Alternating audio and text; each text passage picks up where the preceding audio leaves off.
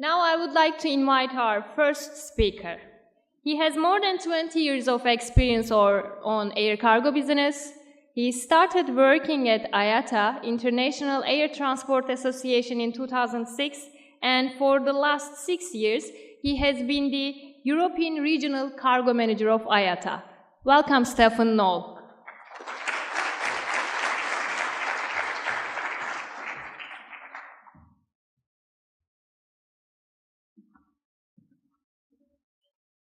Thank you very much. Working. So I'm very honored to be here in Istanbul, especially nowadays with this new airport coming in. I think it's the place to be. So I would like to give you an idea of, first of all, the IATA, who we are. I think Erkan you presented last year, so you have a rough idea. Basically, IATA, we are the Association of Airlines. Up to date, we have 274 members, airlines. So these figures above is not really specific because it's changed. As you know, we are, our number one priority is on safety. So you have also, as a member airline, to keep doing your auditing process. And we represent roughly 83% of the global traffic worldwide. And we are promoting a sustainable connectivity on a worldwide basis. Aviation in last year, we carried about 3.8 billion passengers through more 18,429 city pairs, moving 52 million tons, carrying roughly 6.8 trillion of goods. 52 million tons, so to put the figures, and it's very hard to understand what it is. Roughly, this is the production of cars from China, Germany, and Italy combined. Or to give you another example, it's 1.5 times the full numbers of cars you have in Istanbul, moving by air. And for the aviation professional, it's roughly about 80 MNG freighters that you have seen in the presentation per hour during 1 year. So just to give you the scale. Aviation, on the cargo side, we are powering world trade. We are lightweight by volume because we move only 0.5% of global trade, but we move almost 35% of trade by value. I was mentioning the 6.8 trillion of goods were handled by air last year, but it's also about 340 billion of letters and 6.7 billion of postal parcels which are shipped through mail. What are the air cargo drivers? First, safety. I think this is, you experience it from the passenger side, but also on the cargo side, this is very important. Speed, reliability, and connectivity. Talking about safety, as you can see from this graph, we have all as an industry, we are moving toward improving our safety performance. And I think nowadays, aviation is one of the most safest mode of transport. How we achieve this? We achieve this through a lot of audits. I was mentioning before the number of IATA members fluctuating because we really attach a lot of importance in the audit program. We are looking also at measuring what happens in case of incidents. So when there is an incident, as an industry, we always focus what's going there and what we can improve. And we have various instruments that we are using in order to promote this first number one priority. Speed is the second value of air cargo. Let's go back a bit in the past. In 1881, to travel the world, roughly we were counting in weeks, almost months. If you see the blue colors, it was taking months to go there from London. This is an isochrome map. So for those who are not familiar, this was created by the Royal Geographic Society, and this is how long it would take to travel from London. So in the green area, it would take up to 5 days to move there. But in the blue, you were talking in months. The connectivity centers were ports. In 1914, we were traveling in days.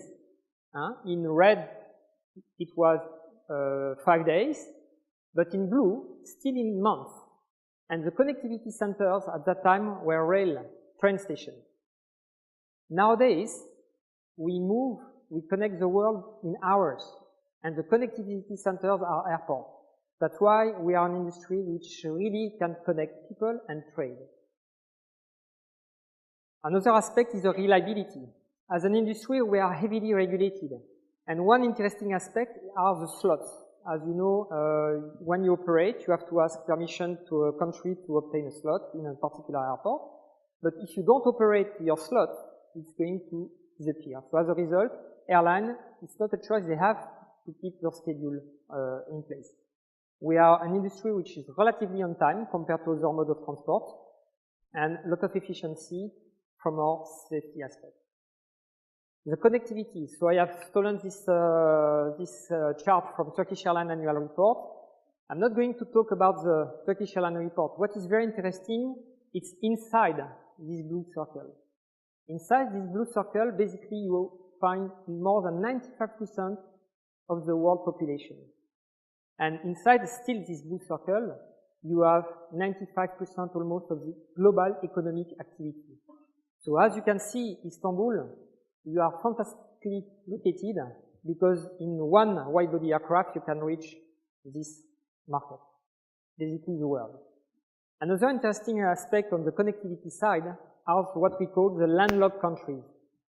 Landlocked countries are countries that have no access to international waters. There are a total of 49. The country in blue are landlocked countries which have an access to international waters but through rivers. So I'm living in Switzerland. In Switzerland we are in blue. We have access to international waters through the Rhone, but yet we can't put container boats on the Rhone because it's too complicated. So we rely a lot also on aviation for our connectivity. As IATA, on the value of air cargo, our economic department launched a study to identify, okay, what does it mean? Basically, what we have found through these studies is that once you develop the air cargo connections and once you have smarter borders, because I will come back to this element in a few minutes, but once you have a good cargo connection, which you already have today through Turkish networks, through MNG networks, through most of the Turkish carriers, having smarter border is as equally important, so that you can integrate in the global value chain. So what is the global value chain? I think everybody has a smartphone in this room, so to manufacture a smartphone is made of pieces which are manufactured everywhere in the world. It requires a very complex and sophisticated logistics, but it's not true also for the smartphone, it's also true for your cars, it's also true for your fashion industry. Especially in Turkey, the fashion industry is very, very important. Through the study, we identified that in 2015, 5% of the total EU export in textile and 17% of the total US imports from Turkey were transported by air, just to show you the importance. And why is that? Fashion is also limited in lifetime. You don't want to carry the fashion from 2 years ago, so you have to go by air anyway. So this is very important. Now we ask also to our shippers, what is your feedback on air cargo? And then we had a different mitigate feedback. Shippers nowadays, they are looking for connectivity, not only the physical connectivity, but they are looking also at the soft connectivity, where they would like to connect better with our industry. They are looking also at the process in our air cargo industry, which need to be modernized. When I joined the industry in 1991, I started my career in Lyon, in France, and I can tell you if I go back tomorrow in Lyon, I can be operational from the first day. Fundamentally, the job did not change. And this is really a challenge that we are facing as an industry, especially for our competitiveness. Other modes are moving faster. Last week, maybe you read the press, you had the first train from London to China, 17 days. Although we connect the world in hours, yet for a shipper, the experience in air cargo is around 6 days. Why? Because once the goods at the airport, you have to wait for information, you have to wait for paperwork to make the cargo fly. And this is something where I hope as a young generation coming in our industry, you will help us to accelerate our transformation. It's also seen as a black space. Black space, why? Because we are not sharing information. It's really a B2B environment which is very, very close. So I'm also looking at, very happy to come in those conferences and in front of you to really try to open up a little bit our space. And we need, of course, very important, I mentioned before, visibility and transparency. So this feedback was from the Swiss shippers, the European Swiss Shippers Council. They are working right now, it's from 2014. They are working right now on a new version, but I understood from Nick Delmer, the Secretary General from the European Shippers Council, that it's pretty much the same feedback they are getting from the members. So why the air cargo full potential is not really used? Fundamentally, we are facing cross-border challenges. Cross-border is limiting, as I mentioned before, the possibility to take benefit of the speed. On this chart, this is a study done by the World Bank on the Doing Business Index.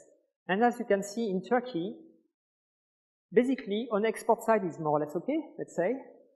But on import, you see how challenging is it to cross your border. Now in terms of cost, you imagine that in Istanbul, where the cost, especially in Europe, is much less, you can see you have a high cost of processing your goods through the border. So this is one of the aspects that we are looking at. What are you doing about it? I will maybe come back on this because some of you might not be familiar fully with air cargo.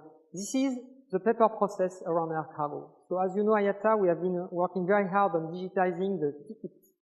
When you fly as a passenger today, you enjoy traveling with your smartphone or eliminating the need to print. In air cargo, it's pretty much the same. When goods are moving, you have to go through several steps. On the first line, this is a step going from the shipper to the airport. And what's happening there? As you can realize, you have a shipper or a transport, a forwarder, and you have the airport facility. Already there, we start to read key data. We start to carry a lot of paperwork. Once at the airport, you have two processes. You have the acceptance of the physical cargo, and now you have a new process, which is a paper process. And if you see how many steps we have in our airports and as airline and ground handlers, I think we have ground handlers represented here, you see you have to start sorting paper. Fundamentally, the goods pretty simple. You bring them at the airport and then straight to the plane. But on the paper side, you have to start sorting documents, filing. Now, so this is in the warehouse. Then, from the warehouse to the plane, you have all those bags. Each flight has its own bag with all the paperwork. And as you can see, you have also to sort the various bags to make sure they fly on the right plane. Now, if one of these bags is not flying, and I take some countries in South America, for example, if these bags is not happening, then the goods can be put in custody by the authorities, sometimes for months. I have example from the watch industry, which I'm following carefully in Geneva. It's very easy, it's next door. And you have companies that have watch being stopped for 2-3 months because a simple paper was missing. So can you imagine the challenge we have to address? So what do we do about it? As IATA, I was mentioning the e-ticketing, and we try to do now the same with the e-cargo, the e-freight project. E-freight is designed to remove all the paper process from shippers to consignee. We have one project which is really taking off a lot. It's the airway bill. The airway bill is the equivalent to the passenger tickets. And I would like to thank Serdar also from Turkish Airlines for leading this initiative in Turkey. And we have a good penetration. In Turkey, more than half today of especially with Turkish Airlines, I think it's even 62% of the process is doing in a paperless environment. Paperless doesn't mean we are not printing. What we are meaning by paperless, meaning we want to remove the paper and print on demand. So this is one of the projects we are looking at. Now, why digitization is key for air cargo connectivity? In our studies about the value of air cargo, we have identified that 1% of connectivity for a country could lead up to 6% of GDP growth, providing again that you have a combination, of very good infrastructure, which you have in Turkey, very good network, which you have in Turkey, and cross-border and smart border facilities, which is something that yet you have to work on. So, conclusion. Aviation is critical for modern life. 55% of the world population is living in cities, which means that nowadays we have expectations. We have expectation in terms of fashion, talking about the textile industry in Turkey. We have expectation in terms of systems. We don't want to have an iPhone. The iPhone is changing every year. We want to make sure it reaches market very quickly. So the air cargo experience can really, and especially through Istanbul, connect global market to power the Turkish economy. But really, something important is focusing on the smart border aspect. Thank you very much. I think I am on time. Now I would like to open the floor for any questions. And while you are looking for questions, this is what's happening in 24 hours around air cargo.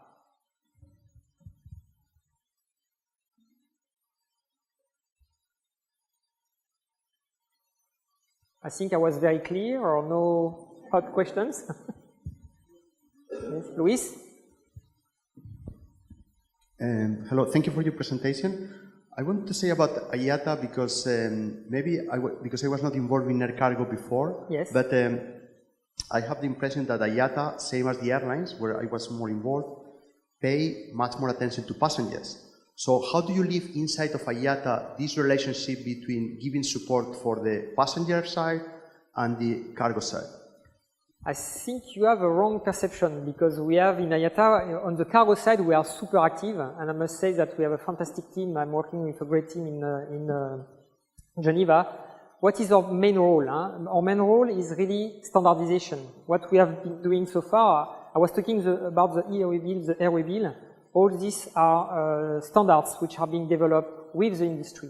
As IATA, we are a facilitator. I mentioned before, we are a lightweight in terms of global trade. We represent only 0.5% of global trade, so people don't see us. When you fly, you don't see all the cargo you have in the belly because we are acting in the background. You know, it's all the actions that is in the background. When you use your smartphone, maybe if it breakdowns, you are receiving parts that is coming by air cargo, so you don't see it. But as IATA, I can tell you we are very, very active. One aspect is safety. We are doing a lot of training and we are doing a lot of lobbying with governments around the safety aspect. We are doing also a lot of lobbying when I was talking about smart borders. We are doing some lobbying towards government to ease the borders connectivity. And how to make us more visible. I think Funda, it's basically to be more open, more transparent. Shippers are saying we are a black space. So spot on. It's not only true for shippers, but from the expert of the industry, it's true that maybe we need to be more open, to be more public. But we are basically in a B2B environment, and usually you don't go to see cars. When you manufacture cars, you know, you don't know what's behind. You just enjoy driving the car. So, but to get to your point, no, we are very important. We have a big team, and how to make it more transparent. Maybe through more training, more cooperation with universities, more reading. And we have interesting material also we are publishing. I think Stephane will mention about it also later on. I hope I have answered your question and not... Any more questions? They are not stupid questions, only stupid answers, so please go ahead. Okay, so I think it's fine. Thank you.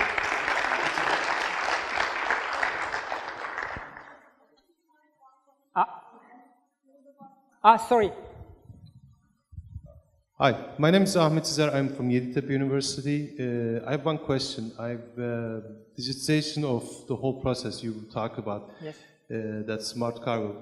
I mean, airway bill, I know the IATAs because of my other experiences in air cargo. But how much, because it's only one document really, airway bill. But the rest of the documents, a lot of them haven't been digitized. What do you do in that sense? Do you have a more cooperation with other authorities to digitize, especially customs and, for example, like origin health certificates, or certificates for origin, etc. Where do you stand on that? That's a very, very good question. Actually, the ERW bill is only, I would say, why we started with the ERW bill, because this is a document which is inside our comfort zone. We touch only the ERW bill. All the other documents you mentioned, certificate of origin, or health certificate, CITES, phytosanitary certificate, all are documents that are invisible to us as an airline. Those documents, they are basically in the envelope which are giving to us. So what do we do about it? Well, we have started to work with, if I take an example, CITES. They have these phytosanitary documents.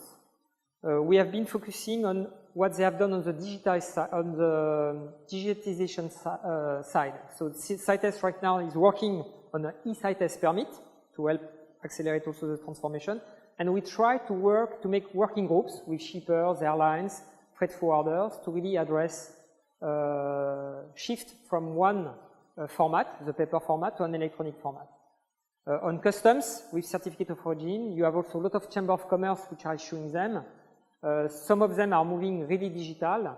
The complexity is to connect trade. Yeah? When you are talking about these documents, it's usually easy to digitize inside your country. CITES, for example, the largest country issuing CITES certificate is Switzerland for the watch industry. They have already digitized this document, but as soon as you cross the border and you fly to destination, then the destination country will ask a physical document. And why is that? Because there is no communication between the customs of origin, which are controlling, and the customs of destination. So what we do a lot of lobbying through our cargo border management team, trying to help programs like the World Customs Organization. They have a project called Single Window, where they want to implement single windows in every country. And once you have those single windows, if you can make them communicating, then you don't need all the documents you mentioned. So it's a step-by-step approach. We have identified in the e-freight project, which I mentioned here, we have identified 16 documents which have a digital standards available. So now what we are doing, we are really creating working groups. The latest one was the dangerous goods. Dangerous goods, sorry, it's done in a paper form today. There is a pilot in France with some shippers. Like I think Chanel is working on that to try to digitize this document. So we will be doing this through pilots. But I think the starting point is really start to digitize in your country. So it would be a good project. For example, a single window project for Turkey could be a good starting point. Our job is really to facilitate. Standards are there, so let's use them. Let's do some working group, some pilots, and take it up from there. But it's going to be very long, I can tell you. But it's a very good question. Thank you.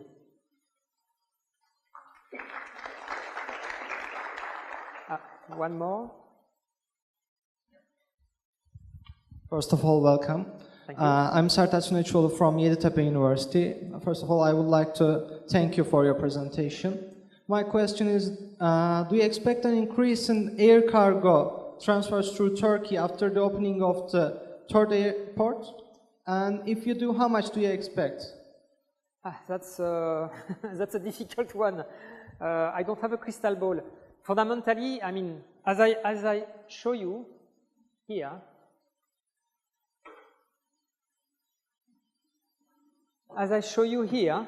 basically you are in the center. It's a geographic asset. You have beautiful connectivity with fantastic carriers, MNG, Turkish Airlines. If you look at the number of connections you have out of Istanbul, it's just fantastic. So the infrastructure is just great, you know. Now, the question you could ask yourself, why is it that today you are not already number one? And fundamentally, the key answer is not enough to have the hardware. You need to have the soft part. And the soft part, the growth will go hand by hand with the border. If you have smart borders that can help you to process goods efficiently through your borders, then you will have a tremendous growth. This is happening in Middle East. You see the growth in the Middle East carrier. It's easy to, people don't even think.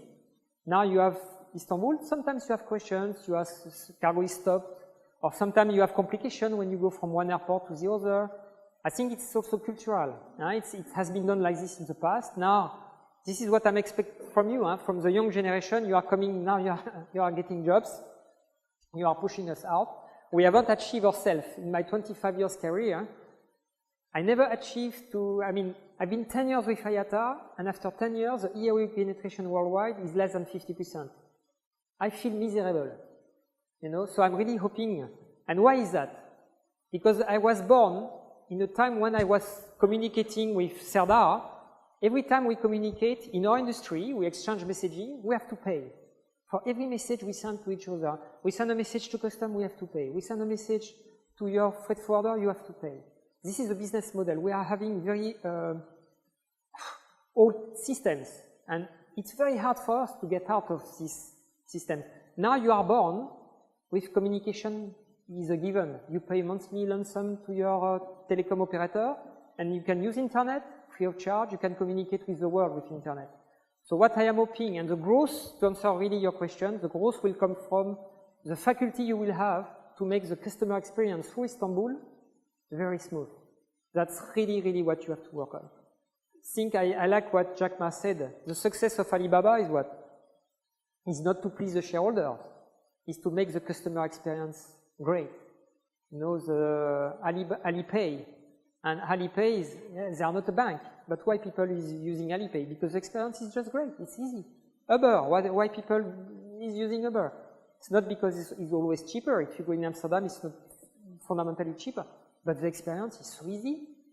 So try to achieve the same customer experience through Turkey with the infrastructure you have, with the connection you have with the world.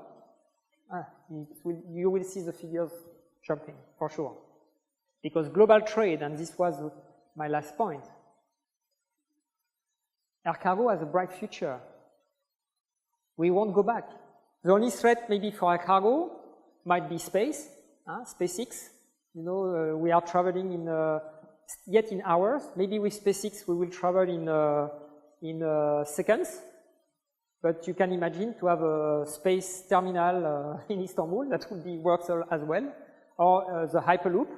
On the surface transport, Hyperloop is also getting a lot of attention on the cargo side because you can move things at massive speed. But yet you have plenty of time. I think Hyperloop, SpaceX, we are talking about maybe 15, 20 years. So in the short term, focus short. Work on the customer experience, cross borders. When shippers are using Istanbul as a transit point, let's make sure that the experience they get from Istanbul is smooth, secure, then you will get the growth you want. Thank you. Thank you very much.